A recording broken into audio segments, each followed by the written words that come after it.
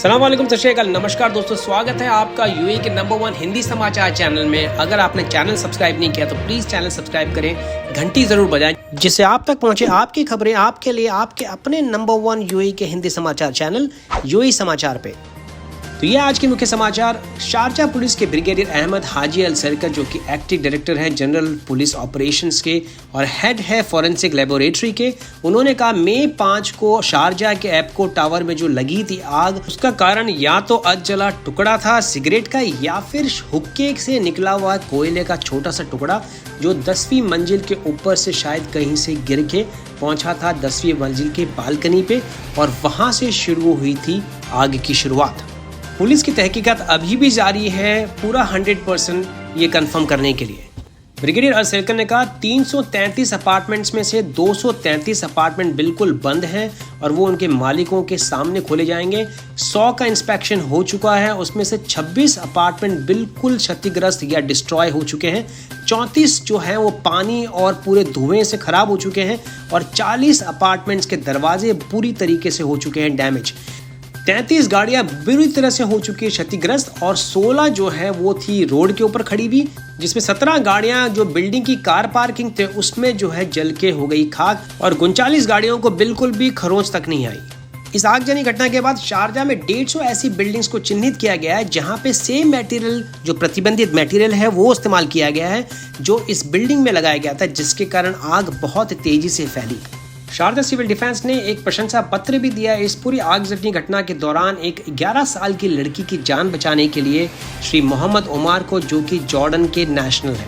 आज यूएई में सबसे ज्यादा 721 कोरोना वायरस के केस एक ही दिन में सामने आए, जिसको मिला के टोटल पॉजिटिव केसेस की संख्या हो गई है देश में 18,198 यानी कि 18,198 और 509 नई रिकवरीज देखी गई, जिसको मिला के टोटल रिकवरीज हो गई देश में 4,804। मतलब कि आज सबसे ज़्यादा रिकवरीज भी देखी गई, जहां सबसे ज़्यादा केस भी निकल के सामने आए और 13 मृत्यु दर्ज की गई पिछले 24 घंटों में, जिसको मिला के टोटल मृतकों की संख्या हो गई है अब तक 198 यानी 198। 29,000 नए टेस्ट भी किए गए पिछले 24 घंटों में ministry of health and prevention के आंकड़ों के हिसाब से।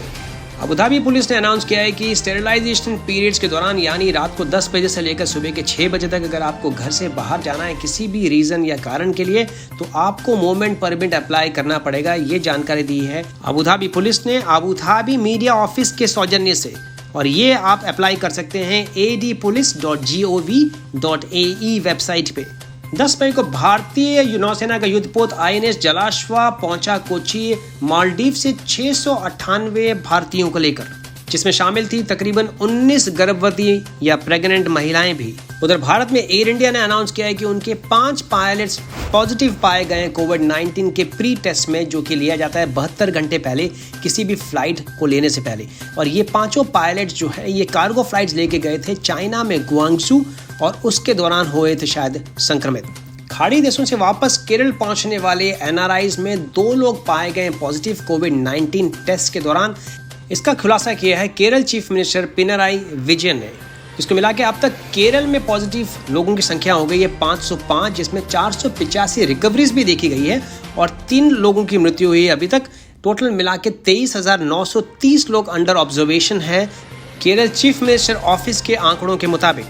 ऑपरेशन वंदे भारत मिशन के पहले चरण में 13 मई तक 64 फ्लाइट्स ऑपरेट की जा रही, जो लेके आएगी 15,000 भारतीयों को वापस भारत और 14 एयरपोर्ट्स पे ये पूरा ऑपरेशन चलाया जा रहा है, जिसमें दिल्ली के लिए 10 फ्लाइटें हैं, हैदराबाद और कोची के लिए 9 फ्लाइट्स हैं, कैलिकट के लिए 4 फ्लाइट्स हैं, त्रिवेंद्रम यानी तिरुवनंतपुरम के लिए 1, कन्नूर के लिए 1, चेन्नई के लिए 9 फ्लाइटें, त्रिची के लिए 1, अहमदाबाद के लिए 5, मुंबई के लिए 4, श्रीनगर के लिए 3, बेंगलुरु के लिए 4, लखनऊ के लिए 1 और अमृतसर के लिए 1 फ्लाइट शामिल है। इसमें अगर हम अलग अलग राज्यों की यात्रियों की बात करें तो केरल सबसे ऊपर है 25,246 यात्रियों के साथ। उसके बाद है तमिलनाडु 6,617, 4,341 लोग महाराष्ट्र के हैं, 3,715 लोग उत्तर प्रदेश के शामिल हैं, 3,320 राजस्थान के, 2,796 तेलंगाना और 2,786 कर्नाटका से शामिल है। भारतीय रेलवे ने अनाउंस किया है कि वो 15 ट्रेन की शुरुआत कर रहा है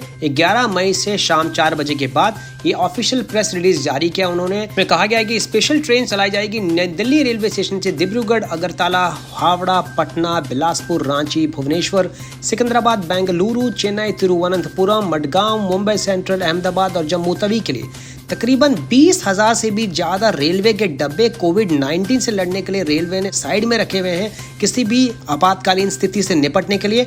और 300 से भी ज्यादा गाड़ियां उन्होंने स्पेशली रिजर्व करके रखी है, जिनको श्रमिक स्पेशल ट्रेन के बतौर चलाया जाएगा अलग अलग राज्यों के बीच में प्रवासी मजदूरों को लाने ले जाने के लिए।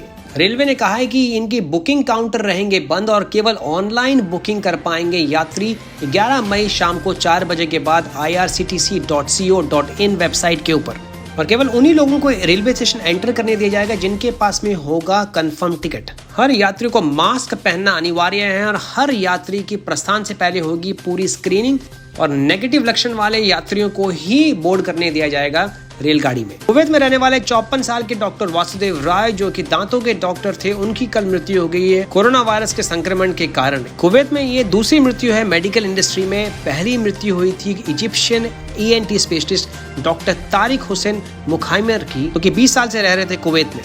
एमिरेट्स ग्रुप ने अनाउंस किया है कि पिछले साल उन्होंने कमाए हैं $456 मिलियन। अगर हम वित्तीय वर्ष 2019-2020 की बात करें, जो कि 28% नीचे है उसके पिछले साल के मुकाबले। खुलासा किया है शेख अहमद बिन सईद अल मखदूम, जो कि चेयरमैन है एमिरेट्स ग्रुप के। उनके मुताबिक पहले 11 महीने में एमिरेट्स ग्रुप ने अच्छा खासा मुनाफा कमाया, लेकिन ये पूरी महामारी के चलते 12वां महीना जो है उसमें हुआ है सबसे बड़ा नुकसान, क्योंकि सारी फ्लाइट्स जो हैं वो बंद कर दी गई थी आने और जाने की दुबई इंटरनेशनल एयरपोर्ट से।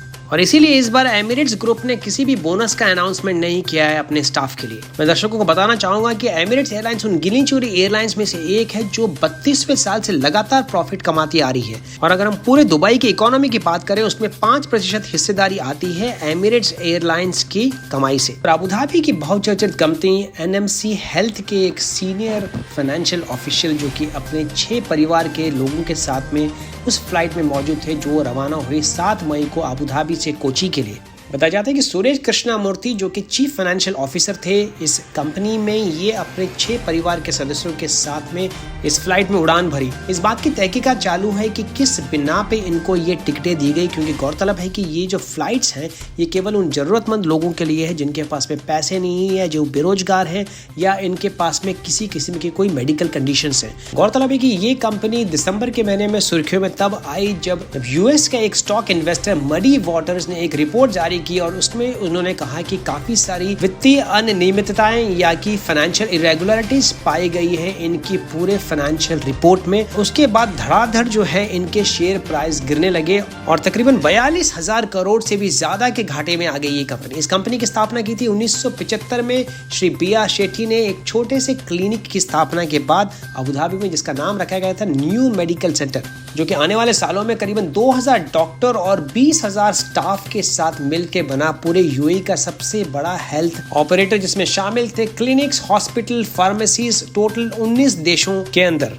उन्होंने एक फॉरेन एक्सचेंज कंपनी की भी स्थापना करी जिसका नाम रखा गया था फिनएबलर, और वो लंदन स्टॉक एक्सचेंज के ऊपर भी लिस्टेड थी। बीआर शेट्टी ने कहा है कि ये उनके लिए बहुत ही दुखदाई है, जिस कंपनी के लिए उन्होंने खून पसीना एक किया 45 साल तक और वो कुछ ही महीनों में बिल्कुल एकदम दिवालिया होने के कगार पे आ गई। इंडियन कॉन्सुलेट दुबई ने कहा है कि उन्होंने मदद पहुंचाई है इंडियन एसोसिएशन अजमान के द्वारा राशन और खाने पीने का सामान भेज के अल-फरा कंपनी अजमान में काम करने वाले सारे वर्कर्स के लिए जिनके पास में कोई भी खाने पीने की सुविधा मौजूद नहीं थी। तो ये थे अब तक के मुख्य समाचार दोस्तों। मैं विजय चौधरी लेता हूं आपसे इजाजत। मैं मिलूंगा कल आपसे नए ताजा समाचारों के साथ। तब तक रखिएगा अपना ख्याल। अगर आपने चैनल सब्सक्राइब नहीं किया तो प्लीज घंटी जरूर बजाएं और सब्सक्राइब करें, जिससे आप तक पहुंचे सबसे तेज सबसे पहले UAE के नंबर 1 हिंदी समाचार चैनल पे आपकी खबरें आपके लिए।